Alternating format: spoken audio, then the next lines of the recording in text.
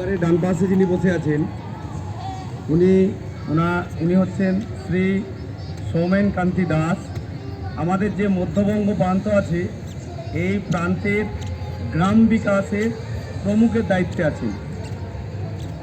তার পাশে যিনি বসে আছেন মাননীয় শ্রী অনিল সরকার। উনি আমাদের যে রঘুনাথগঞ্জ নগর এই নগরের নগর সংঘ চালকের দায়িত্বে আছেন। আমি শ্রী অলোক কুমার দাস, উত্তর মুর্শিদাবাদ জেলার সহ জেলা কার্যবাহক। আর আমাদের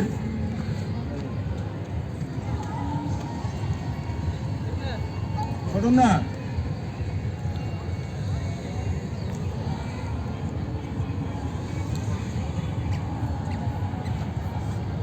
আমার বাঁ পাশে যিনি আছেন তিনি শ্রী ছোটন আচার্য।